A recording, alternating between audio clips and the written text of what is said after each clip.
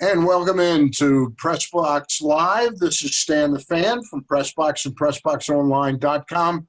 I'm with my friend Ross Grimsley. Ross, how are you? Doing great. How you doing, Stan? I'm doing good.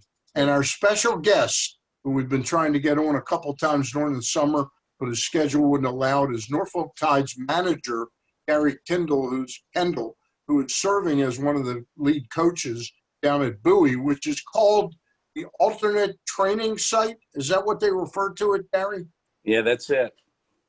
And do you think that's a moniker that's going to stick around, or do you hope we never see an alternate training site again? I hope not, but they did a wonderful job of setting it up. But I mean, I hope we don't have to go through this again. All right. Hey, before we start digging into talking and asking you about this player, or Ryan Mountcastle, Keegan Aiken, Yusniel Diaz, before we do that, I thought your name has been familiar to a lot of Oriole fans over the last several years. What year did you really start with the Orioles, and who was the first regime that you worked under? Was it Flanagan and Beatty? You know, honestly, I kind of go back. I was coaching with an amateur team called Johnny's Used Cars, ran by Walter Youse. Sure. And, you know, visiting clubs would come into play. And, you know, Terry Crowley, who worked for the Orioles for a long, long time in Minnesota, and his son played on our club. And I started throwing batting practice at Memorial Stadium in 1991.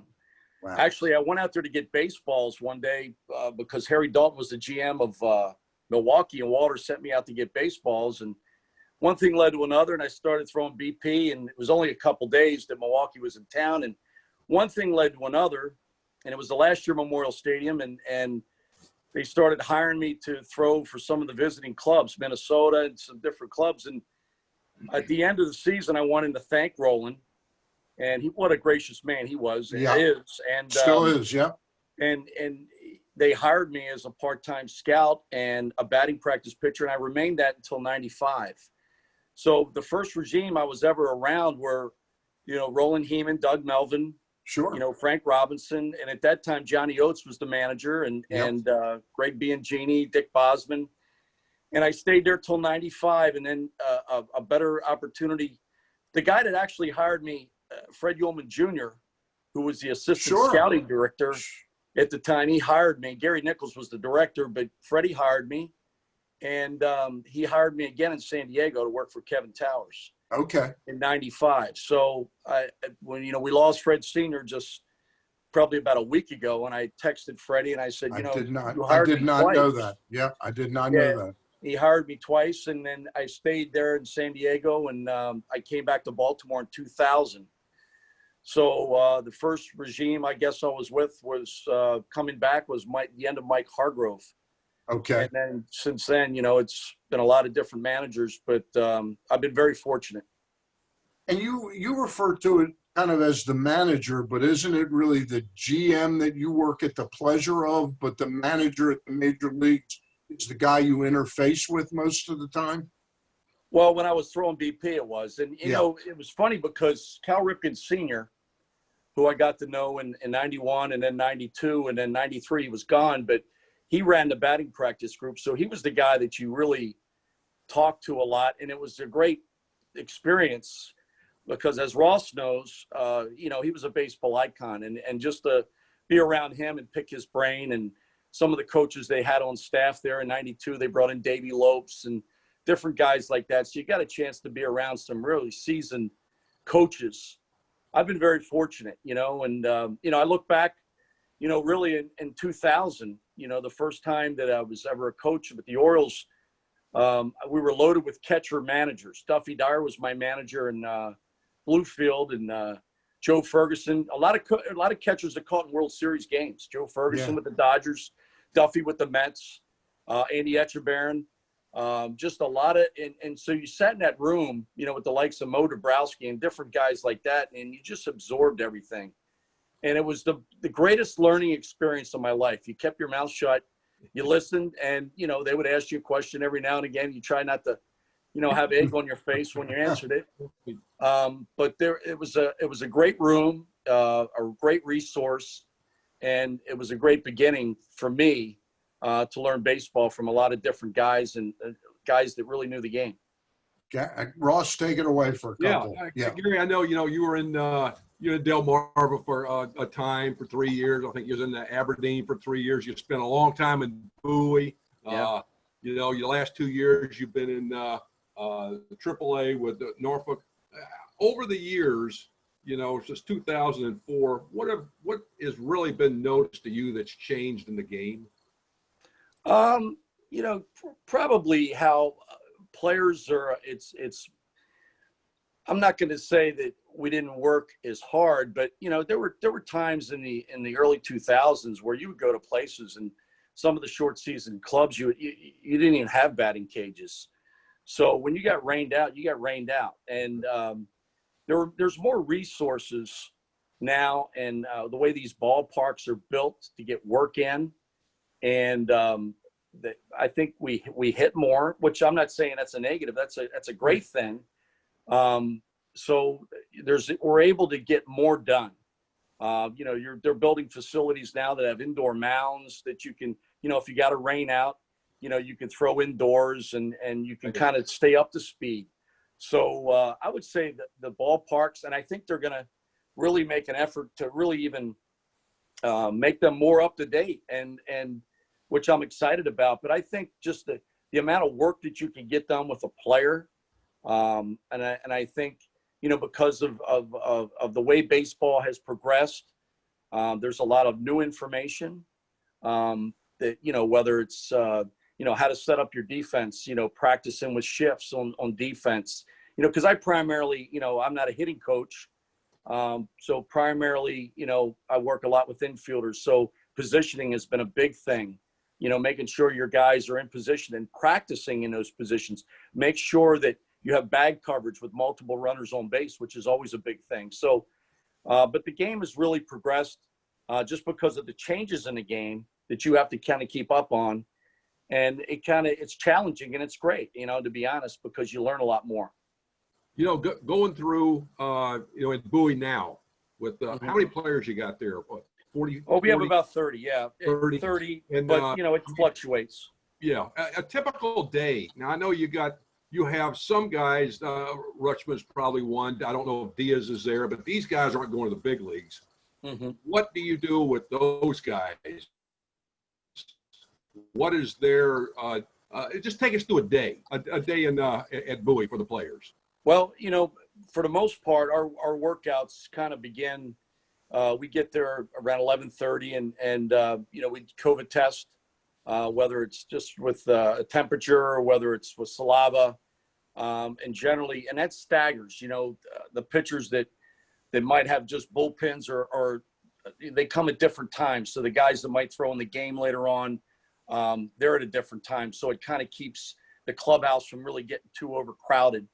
But for the position players, they're generally there, 11:30-ish. We usually have on the field hitting. Right now it's been on the field from about 12 to 12:45, which is early hitting. Then we usually have a 1 o'clock stretch. And then from there we do a little conditioning work. Usually the conditioning isn't just go out there and run or anything, exert yourself. It's base running. It's productive running. We do a lot of that. And then play catch. We do individual defense. And from there we go into batting practice. And from batting practice, depending upon the day and how many pitchers we have, it can turn in from anywhere from a 3-inning game to a 9-inning game. From the pitcher standpoint, they arrive, they go out there and stretch, and they're in left field, and they'll go through, their throwing routine. The bullpens will start. We'll have some PFPs on occasion on the infield, and that's for the non-game pitchers that day. And then they'll condition after their sides and after they throw, and then we'll get into our game. The game sometimes will start 3:30, sometimes 4 o'clock, sometimes 4:15. Just depends upon how many innings we have. Sometimes we've manipulated that some because of the weather that we see, that maybe we're going to get some kind of late afternoon thunderstorms, and we'll try to bump everything up and kind of get things going. So mainly to get the innings in. That's the main thing. Sounds like spring training. Yeah, it does sound a lot like spring training. For 2 or 3 months, right? Yeah. We're going to dig into these players in a minute that you've rubbed elbows with and influenced and worked with, but I do have to follow up. Listening to you talk about the shifting, do minor league managers shift at all? Yeah. I mean, and is it done so that the players will know how to do it at the next level? Yeah. I mean, every level last year, we had, I can speak of Norfolk. We had little cards that were little laminated cards. They were small. You could fit them in your hat. We would also post them in the dugout. And they were defensive, whether it was the outfield, whether it was the infield. But we shifted quite a bit last year. And it was information. I mean, it was sometimes, very few times that we ever go through a series and maybe get to day 3 of a 4-game series and say, geez, whiz, we get instead of playing this guy to pull, this guy's spraying the ball, he's killing us. So sometimes you can manipulate it and change it a little bit to meet, what you're seeing out there on the field. But yeah, I mean, the outfield certainly doesn't shift as far as far as, 2 left fielders in a left field. But, in the infield, you'll see a lot of shifting going on. And I kind of like it a little bit. I mean, Yeah. It takes away some outs. And I think when you look over the long haul, and you certainly see sometimes that, you're, the runner on first base and, a certain type of ground ball that's hit that because of the awkwardness of making the play and the other infielder getting to second base, sometimes there's double plays that aren't turned, which, are few and far between. But they help us. But and I think they take away hits. They also help the hitter at a certain level. If this is what he's going to face in the major leagues, it helps the hitter start to maybe be able to go the other way, make adjustments, or make adjustments, which I think is key. We Yeah. could talk about these things all night. Oriole fans want to know about prospects in the organization, and you seem the perfect person to touch, because they seem to, all the ones we're hearing about now have pivoted through Gary Kendall's work. Ryan Mountcastle is the one right now that's got people really excited. I want to quickly give you an anecdote that Buck Showalter told the media. In spring training, I think it was 17, it could have been 18. He said he's a good young man, but, I said to him, hey, I looked at your numbers. You only walked like 14 times last year. And Mountcastle chuckled about that and said, yeah, how about that, Skip? And Showalter deadpanned and said, why are you laughing about that? That's something you've got to work on. And I've remembered that anecdote. He looks at the major league level like he really took that to heart and has been working on pitch assessment and knowing the strike zone. Yeah. It was something that was always, addressed to him through meetings with the hitting coaches and things. And we've had a lot of hitting coaches that have handled Ryan throughout the years. I know last year, probably midway to 2/3 through our Norfolk season, and Ryan was having a really, really sound season. And Mike Elias came down and visited, and he had, some conferences with certain guys. And one of the things that I was privy to that, meeting. And one of the things was to talk a little bit about the walks, not to take his aggressiveness away, right? But just be a little bit more, have better pitch selection that would get him, maybe increase his walks. And I think from that point on, it got better and better. His swing decisions got better and better. And I think we're starting to reap some of what was discussed. And it's about making adjustments at that level. And you worry in the back of your mind because, if you go up there and you're swinging at everything, they're not going to throw you a strike. And Ryan's done a good job on staying off some nasty breaking balls at the highest level, the pinnacle of baseball, and against some pretty good formidable rotations. And so our hats are off to him, and our hats are off to the hitting people that have had him, including the hitting coaches that are at this site that have really worked with him and talked to him. And of course, he had to do it. Ryan is, a pretty accomplished guy and a very mature guy. in the batter's box. And Seems so he's like done a a really lot. nice job. Seems like a lot, and then Ross will ask you a couple. It seems very similar in a lot of ways to Trey Mancini. Yeah. I see the similarities. You agree or disagree? Well, I think Trey was when I had Trey, he was kind of further along. Okay. But Trey was, I mean, the season he had in Bowie, going back a couple years, that was just, he looked like he was major league ready. Yeah. And he was a couple years older than Ryan, and more mature. But they both, are two looking fine young hitters, and we're lucky to have them. Mountcastle looked like he's a big league hitter to me. I mean, he's done a lot of things and made a lot of improvements. I think the question is, where is he going to end up playing? Yeah. I know he's improved tremendously at left field, but I mean, his arm is not not the best. Is he going to end up at first base, do you think? Well, you know what? I mean, when we had him here, he was our left fielder. And when we had him in Norfolk towards the end of the year, he played a lot of first, played some third. He took the left field, and I think he has improved. I think he could be a good left fielder at the major league level. And I've seen his arm improve, and I understand, improvement, maybe going from a grade, maybe a 40 to a 50 or a 30 to a 40, whatever. It's a hard thing to do. But he was on a throwing program, and I do think it's improved. And also, what also has been worked with him on is a little bit of his body position when he does make a play to be ready to make a throw, an accurate throw to a base. He's capable of playing first base. I mean, here's a guy that, I thought made some strides, and it was thrown at him in spring training of last year because, prior to that, he was a shortstop, third baseman only. He had not played first base. And I thought he did a very admirable job at first base last year, got better balls in the dirt, knew when to retreat to the bag because of shifts and not get caught out of position. The tough in-between hop, which sometimes can eat first baseman's up, that second hop, that top spin. He learned when to retreat on it and play it into a long hop. So there were some things that in the infield, things happen pretty quick in the big league, at a big league level. If a left-handed bat that, you're releasing off the bag, or you're playing first base. So, I mean, there's a whole lot of things that, he can improve on, but Right. I do think he can play first base. When he went out the left field, I saw him move from short to third, and then I saw him move from third to first. And I was really, really excited when I saw him go to the outfield because the transition was a lot easier than those other positions when he made that transition.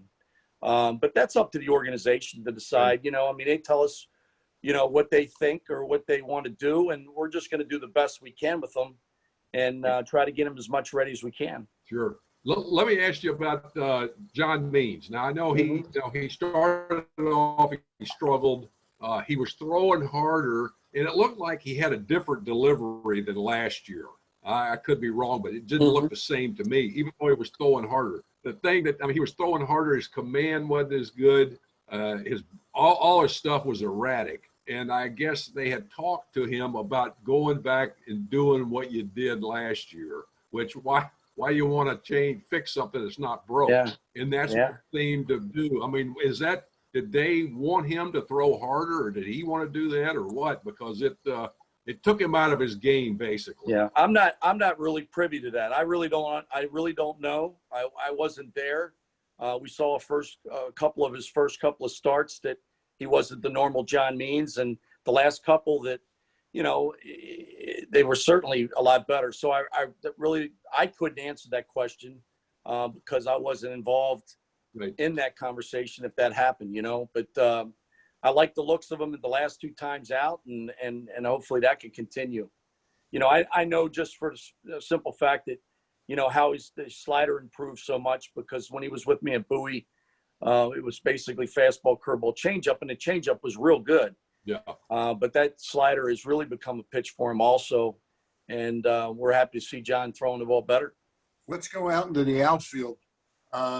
Cedric Mullins, I saw a couple of years ago in spring training, hit a triple, and I hadn't seen an Oriole that fast around the bases in a long time. So I've followed him since then, That was the year he played, I think, at Delmarva, and they jumped him up all the way to you, didn't they, at Bowie? He missed Frederick. He And might have. that's what I recall. And he had a pretty darn good season there.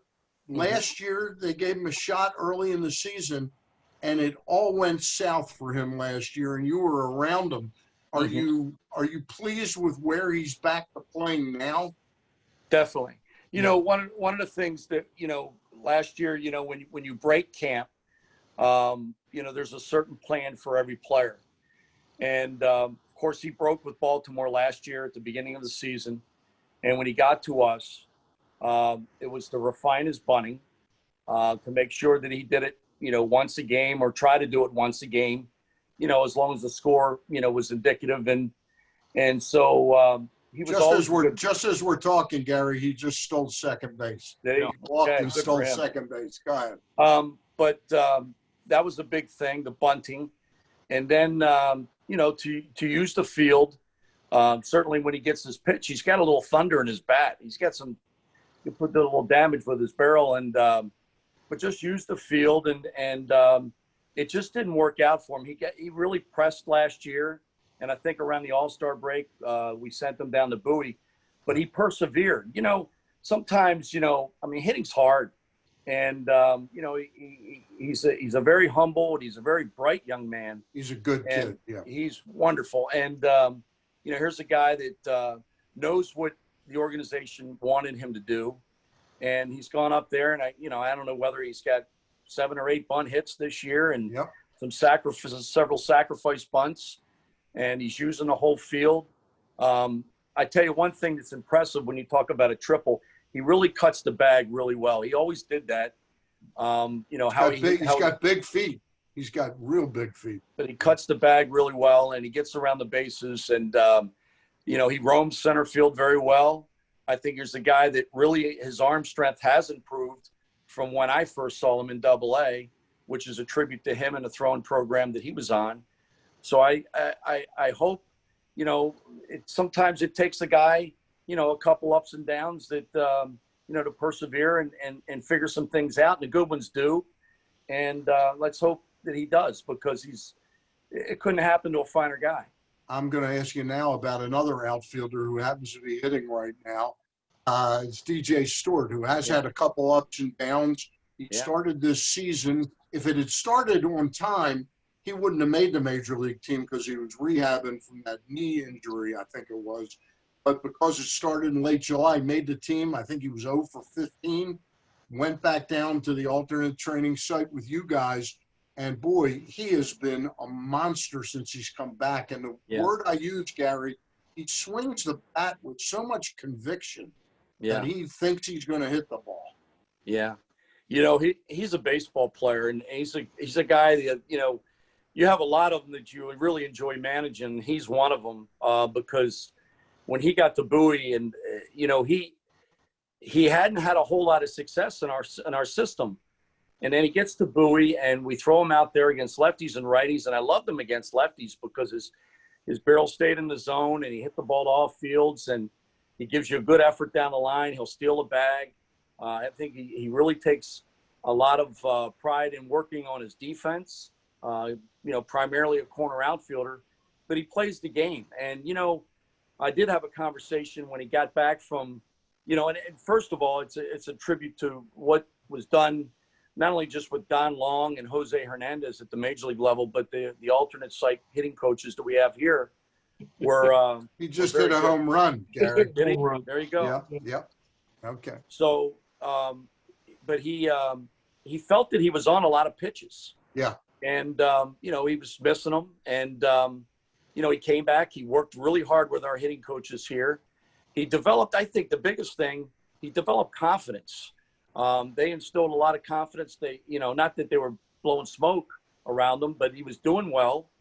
And when he left here, I really never saw a guy leave here more ready and more confident than he was.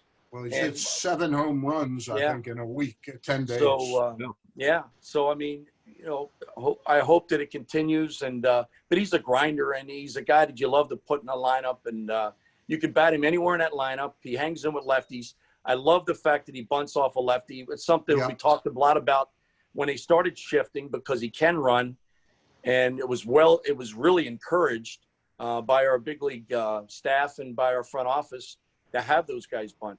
Ryan Mountcastle. We should just keep talking to you. Mountcastle just did a home run. Really? Go ahead, Ross. Hey, Gary, tell us, I mean, some of the guys, Rushman, some of those, Rodriguez, tell us a little bit about those. I know Rush was down there, I think, with you in Bowie. Yeah. What are these guys doing, knowing that they're not going to probably get called up to big leagues? What is their daily routine? What are they doing? Tell us a little bit about that. It's kind of, Ross, it's kind of the same. It's the same mindset that preparing a guy to go to the big leagues. So, in other words, whether they plan on, because I don't make those decisions. So our job is to make him the most prepared player, or Grayson the most prepared pitcher, which I don't deal with pitchers, but to make these players the most prepared that they possibly could be, to make them a possible option. So, they catch their daily schedule is just as vigorous as a guy that may go up tomorrow, which I think is great. And those players, they don't use age, or they don't use, well, this is my first year or my second year in the organization as an excuse or any kind of time clock. They're there to prepare, to help at a moment's notice. And that's what I think is good about this alternate camp, is that everybody's on the same. Certainly there may be some underlying players that are more favorable just because of their experience to go help that major league club. But these players, you wouldn't know that to watch them go through their daily workout. Right. And that's been the biggest thing is what their output on the field and what they put into it. Hey, how tough is it going to be for these minor league guys not playing this year? Is that going to have any effect on them, or is it going to set them back a little bit? They're in a tough situation. Yeah, it is. It's really tough. And, we only have but 30 here. So, it's 30, and you're trying to get them as many at-bats and plate appearances and innings and situations, running the bases as possible. But it's just, it's a tough thing. And the players that aren't here, they have programs that are set up for them. They're at home, they're doing their throwing, they're doing their hitting. And I know it's not going to be ever the equivalent of being in a minor league season and getting 300, 400, 500 at bats, or 150 innings or whatever it would be. So that's unfortunate. Hopefully we have an instruction league and a lot of those players partake in that, and they can ramp it up and get some innings under their belt, and kind of feel like it wasn't such a down year or an off year. But I've been really pleased with the amount of at-bats that these guys have been able to accomplish, because sometimes in a 9-inning game, because you may only have 10 to 12 position players, they may hit 7 or 8 times in a 9-inning game against your own guys, which I know that can be a factor, intensity and all that. But I think we're getting a good result. And, with what the work that our staff is doing here, I think it's the best that it could be done. And I'm sure other organizations are saying the same thing. It's the only thing that we can do. Yeah, they're all in the same boat. Yep. Yeah. Hey, I got a couple pitchers we want to ask you about, and then I'll let Ross close it out with a couple. Yeah. Two guys that you inherited last year at AAA, Dylan Tate and Hunter Harvey, who had been experimented with as starting pitchers. Well, Hunter had been a starter through his high school years and all that. Dylan Tate went from closer to starting pitcher in the Yankee organization. Now the Orioles are having him as a late inning guy. Your thoughts on the improvement of those two guys and what they might add to this bullpen over the next few years? Well, both of them have electric stuff. I was fortunate to have both of them as starters. When we acquired Dylan Tate, he was in our rotation at Bowie, and Hunter was a piggyback starter. Yep. And then they were both moved to the bullpen, and I thought both of them, their stuff played, at least in the minor leagues, it played better. Yep. I felt their not only their velocity would spike, But I thought their stuff, I thought they had the right demeanor. I look at the amount of life that Dylan Tate has to his pitches, and you know, how Hunter Harvey and maturity just in 1 year. You know, here's a guy going to the big leagues, and you know, he looks very comfortable pitching out of the bullpen. So I like what the organization's doing with them, and giving them both a taste of kind of the late innings. And I see good presence and really good composure out of both of them. Now, there's two starting pitchers that have made a little bit of a buzz here in Baltimore the last 2 weeks, and one of them is Keegan Aiken, who I believe you had at AA and AAA. And I have to be honest, I was surprised at what I saw out of him, and pleasantly surprised. Your thoughts on him, and then we'll ask you Dean Kramer. Yeah, he was a starter.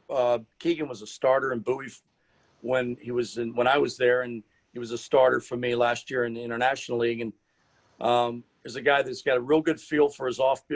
I think that the biggest strides that he made, and this is a compliment to Chris Holt and Doug Broquel and the people that have handled him, Kenny and Mike Griffin, his ability to throw his off-speed pitches. I hate to say in fastball counts, but, you know, here's a guy that was able to, you know, mix it up and throw his complete arsenal. And I think at the major league level, when you're not, you know, throwing, you know, like a Chapman or something like that, you got to be able to pitch. And this guy has real good feel to pitch. He knows, he reads swings, and to go along with good catching, I think this guy can really have some really outstanding pitchability. He's got a good feel what he's doing out there. As far as Dean Kramer, you know, Dean, you know, he was here at the site. Here's a nice loose right-hander with very, very sharp competitor. He's a thinker, and I think he can repeat. His delivery allows him to repeat pitches. The biggest improvement's been his slider and or cutter.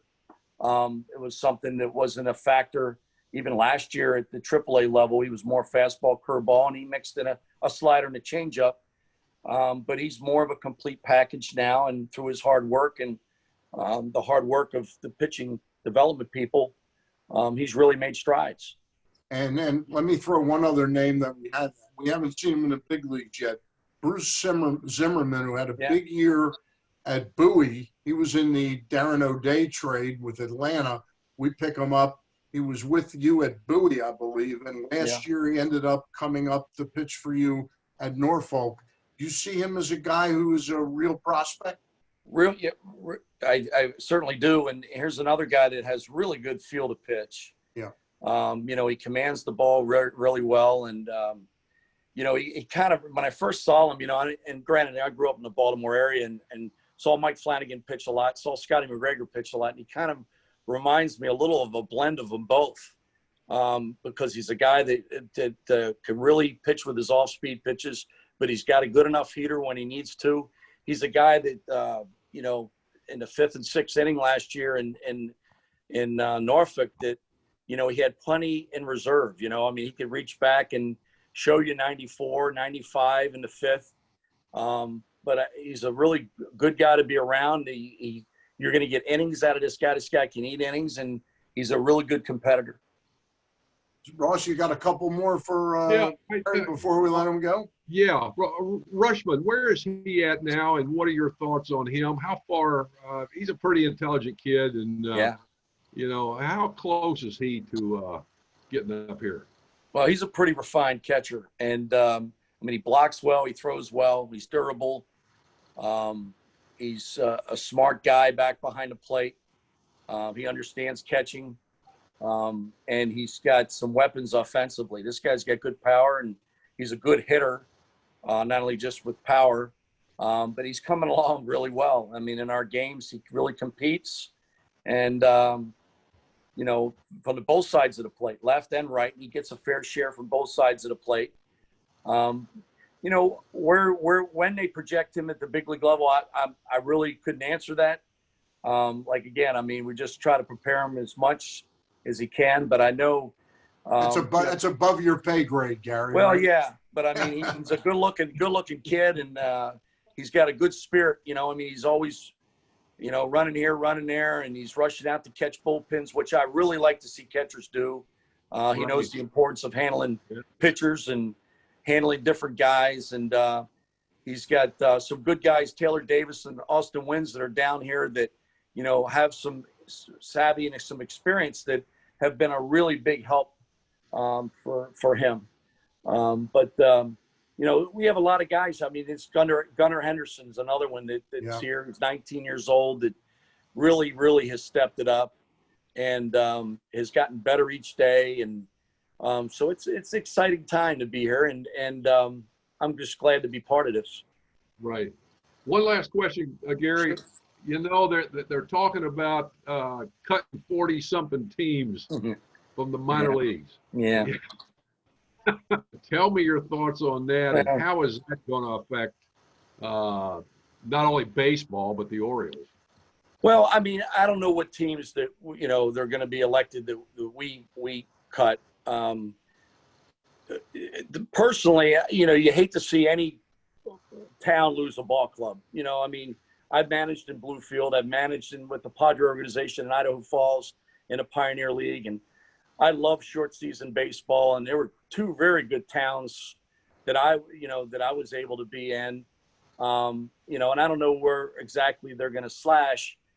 And, you know, when it costs, the biggest thing is that I think about my colleagues and people that I've been in the game with, and it could be me, who knows? I mean, when the fear of losing someone close to you that might not be retained, or, you know, a situation where somebody's out of work, and you hate that. And so, you know, I'd rather not talk about it, just, you know, and I'm going to talk about it, but I'd rather not, because I hate when, you know, the word slash and all that. And I understand it's a business, and I get all that, but you know, for the simple fact that I hate to see people lose their jobs. That's unfortunate. And you know, like I said, I mean, it could be me, it could be anybody, and you cherish each day that you're in a uniform. Right.